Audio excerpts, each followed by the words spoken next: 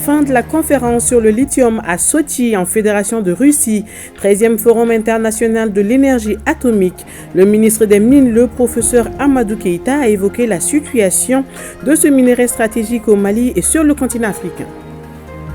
Sikasso, les investigations de la brigade de recherche du commissariat de 2e arrondissement ont permis de mettre la main sur un tradipraticien qui assassinait des enfants sous prétexte que ces enfants se seraient transformés en serpents et disparaître.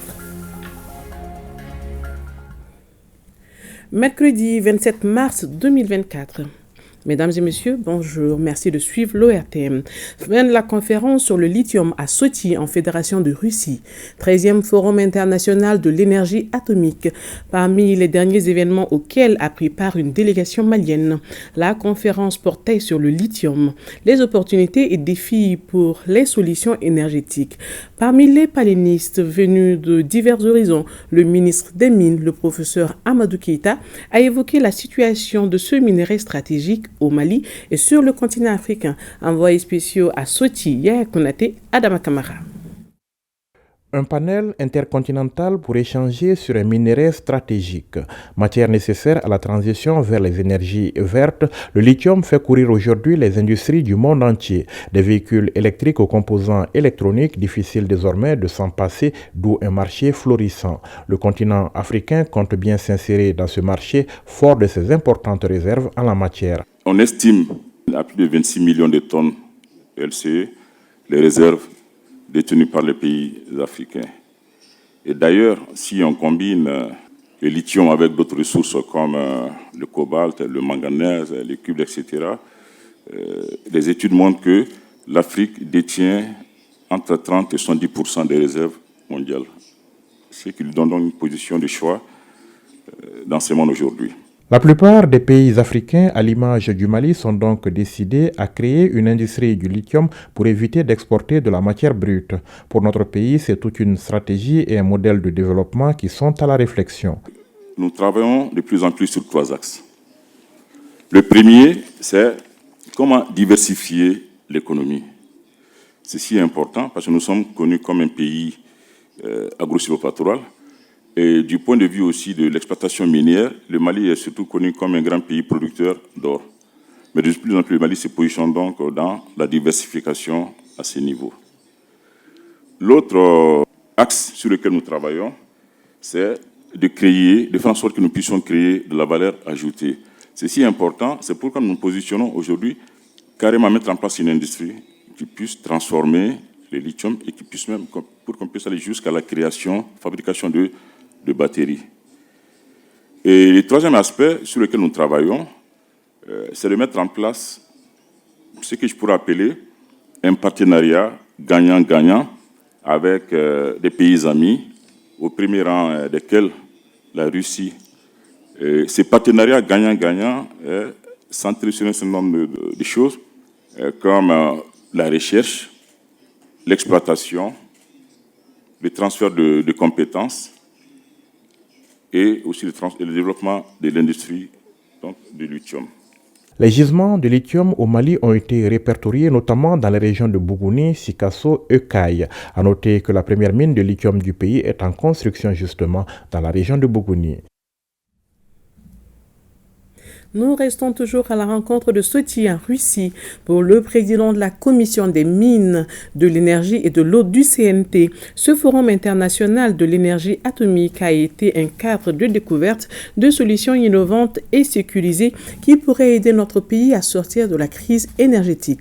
Monsieur Hassan Sidibé salue en outre le partenariat avec la Russie qui ouvre la voie à un accès au nucléaire pour le Mali. Je vous propose de l'écouter au micro de nos envoyés spéciaux à Sotchi et à Konaté, Adama Kamara. La délégation malienne a été invitée par nos amis russes pour venir assister à cette exposition qui est l'une des plus grandes expositions consacrées à l'énergie nucléaire. Comme vous savez, le Mali aujourd'hui traverse une très grande crise énergétique due en partie à un manque de vision. Parce qu'aujourd'hui, un peuple, une nation, un pays ne peut pas baser sa production énergétique sur le gasoil, sur les groupes électrogènes. Donc nous sommes héritiers de cette situation et nous sommes en train de trouver des solutions pérenne, durable à la crise que nous traversons aujourd'hui. Donc nous avons vu les dernières technologies en matière d'énergie nucléaire et nous sommes en train de rediriger notre production d'électricité sur les énergies propres, hydroélectriques, solaires, éoliennes qui sont gratuites. Donc cette exposition a vraiment été une aubaine pour nous, pour aviser, éclairer nos lanternes.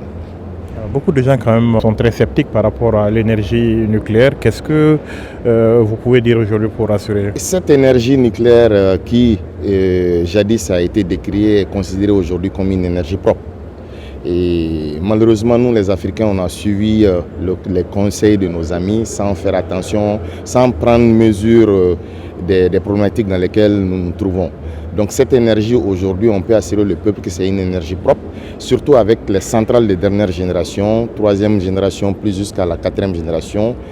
Le risque zéro n'existe pas, mais c'est des systèmes, c'est des techniques assez costauds qui ont été mis en place pour assurer la sécurité. Est-ce que le nucléaire est accessible à des pays pauvres comme le nôtre? Je vais commencer déjà par saluer nos amis russes, sans lesquels on ne pouvait pas, en tout cas nous, pays africains pauvres, nous ne pouvons pas accéder au nucléaire. À cause des tracasseries, de la papyrasserie, de la bureaucratie, de l'agence internationale atomique, qui, pour délivrer des autorisations, ce n'est pas du tout facile. Mais nos amis russes nous ont aujourd'hui aidés à avoir accès à cette agence et pour pouvoir implanter des centrales nucléaires sur notre territoire. À 127 secrétaires généraux des communes et plusieurs autres acteurs du développement régional et local sont à l'école. Ils renforcent leurs capacités sur les mécanismes d'adaptation et implémentation de l'outil carte communication de performance CCP. L'atelier de 4 jours est organisé par l'Agence de développement régional ADR Ségou. Il entre dans le cadre de la mise en œuvre du programme agroalimentaire pour la résilience intégrée et le développement économique au Sahel, Pro-Arides. 200, la correspondance de Drissa Koné. Cet atelier entre dans le cadre du renforcement opérationnel des différentes parties prenantes mobilisées dans la mise en œuvre du programme agroalimentaire pour la résilience intégrée et le développement économique au Sahel, Pro-Arides.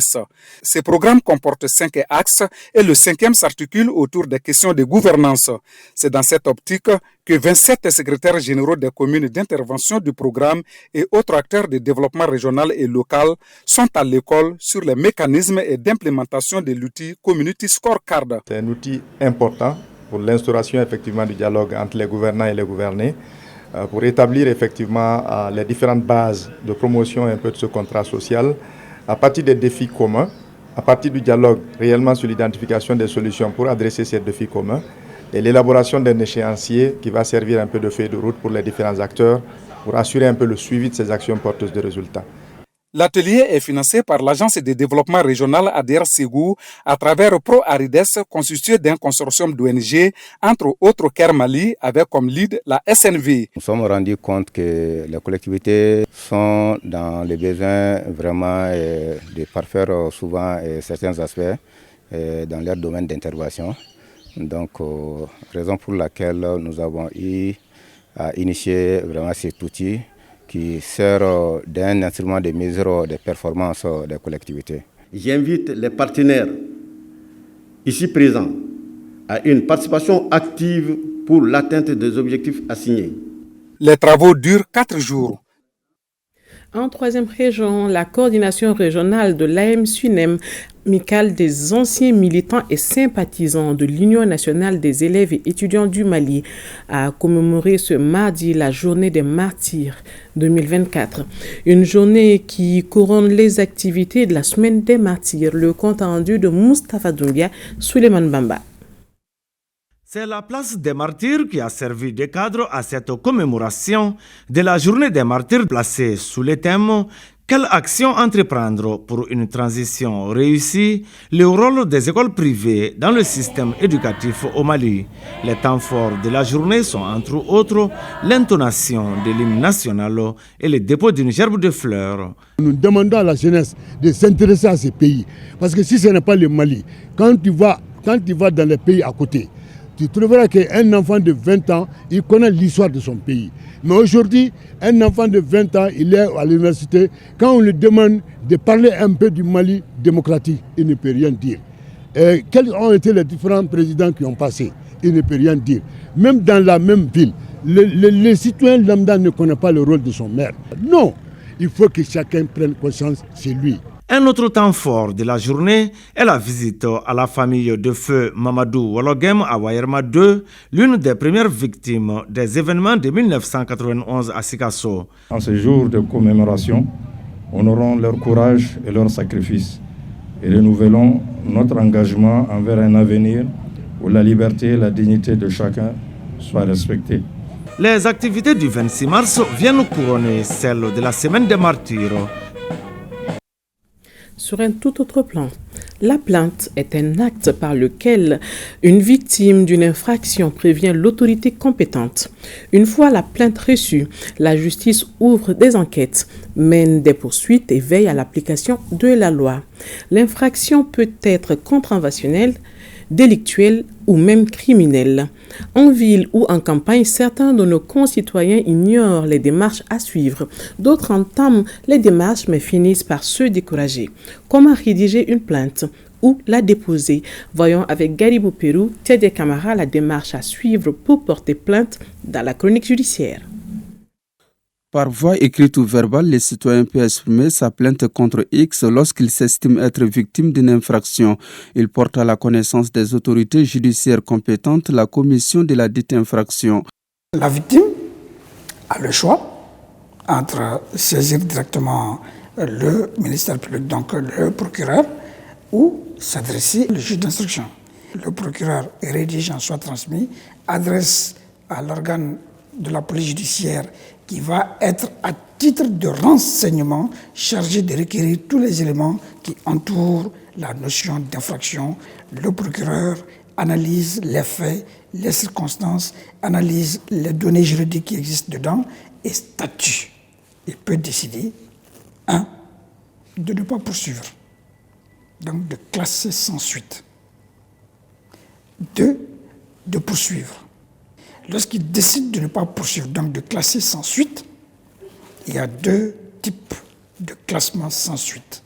Il y a un premier classement sans suite qu'on appelle en opportunité.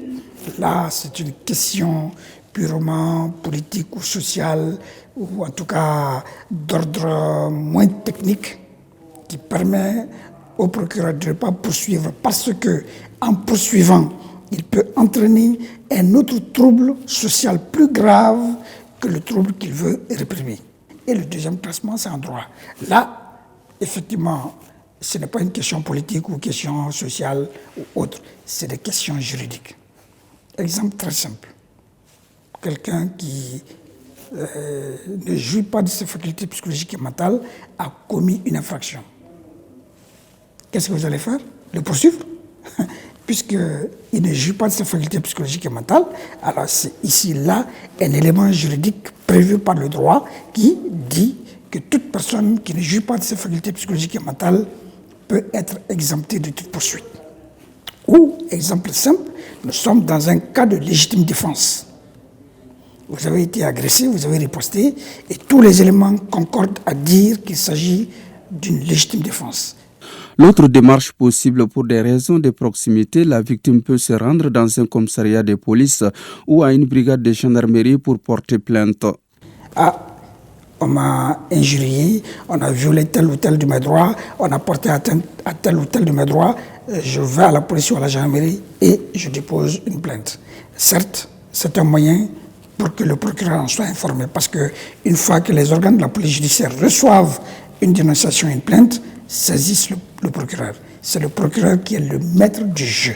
Porter plainte au tribunal, au commissariat de police ou à la brigade de gendarmerie, ces actions ont la même portée. Seulement, elles sont exercées par différentes autorités qui ont chacune un pouvoir spécifique. Lorsque une dénonciation est faite au parquet, à la police, une dénonciation est portée ou une plainte est portée devant le juge d'instruction, ils ont l'obligation d'examiner, de rechercher les éléments et d'arriver à une conclusion. La conclusion est telle que le juge peut ordonner le non-lieu ou ordonner le renvoi, ou le procureur peut classer sans suite ou déterminer s'il y a lieu ou non de saisir le juge d'instruction pour que les informations soient approfondies. Et si la décision du procureur de classer sans suite ne plaît pas à la victime, elle a une voie, c'est d'aller voir le juge d'instruction et de porter plainte avec constitution de partie civile. Si le juge d'instruction décide qu'il y a un non-lieu, la victime n'étant pas contente, peut interjeter appel contre la décision du juge d'instruction et l'appel sera porté devant la chambre d'accusation. Donc ça veut dire qu'on fait tout pour permettre à la victime de pouvoir obtenir satisfaction. Et les voies et moyens existent pour cela. La formule de plainte n'est pas figée. Elle dépend de la souplesse écrite ou verbale du plaignant ou de la plaignante. Tout de même, la plainte enveloppe les informations sur la victime, le récit détaillé de l'infraction, l'auteur de l'infraction s'il est connu, les coordonnées de potentiels témoins et, si possible, les documents de preuve à disposition. À la forme, rien n'est exigé. C'est-à-dire qu'il faut avoir une formule sacrée ou sacro-sainte pour dire que voilà, tant que votre plainte ne respecte pas cette formulation ou cette démarche, elle ne sera pas reçue. Non. L'essentiel, c'est que des éléments concrets puissent être déterminés dans la plainte. Exemple, qui se plaint, contre qui se plaint-on, pourquoi se plaint-on et devant qui se plaint-on. Dès lors que ces éléments existent, alors la plainte est recevable. La plainte n'est pas la main courante. Sa vocation est de déclencher des poursuites afin de sanctionner l'auteur. La plainte peut être portée par la victime elle-même, ses ayants droit ou par toute autre personne. Dans ces cas de figure, on parle de la dénonciation. Le délai pour déposer une plainte en matière contraventionnelle est d'1 an, 5 ans en matière délictuelle et 10 ans en matière criminelle. Il y a aussi des infractions imprescriptibles qui donnent droit à la victime ou à ses ayants droit de porter plainte en toutes circonstances. La jeunesse de la communauté musulmane s'est réunie dimanche dernier à la résidence chérifienne à la faveur de sa traditionnelle rupture collective des leaders spirituels musulmans. Toutes les sensibilités de la communauté musulmane étaient représentées à cette rencontre. Autour des mets délicieux, les frères musulmans ont prêché la tolérance. Ils ont surtout invité à l'union de tous les musulmans autour des valeurs de l'islam prônées par le prophète Mohammed, paix et salut sur lui. Mohamed Namakeita et Aruna Diarra nous en disent plus. Les jeunes leaders spirituels musulmans maliens sont résolument engagés pour renforcer l'union entre toutes les confréries de l'islam en vue de débarrasser cette religion des préjugés de violence et promouvoir par la même occasion la pratique d'un islam tolérant. C'est ce qui explique la tenue de ces cadres d'échange convivial entre musulmans de toute obédience dans notre pays à chaque mois de Ramadan. Inviter la communauté musulmane du Mali, précisément les soufismes, compris l'islam sans violence, communauté musulmane, on comprend l'islam authentique. Quand on dit l'islam, cela veut dire la paix. Quand on dit l'islam, cela veut dire la tolérance. On regarde l'exemple du prophète sallallahu alayhi wa sallam.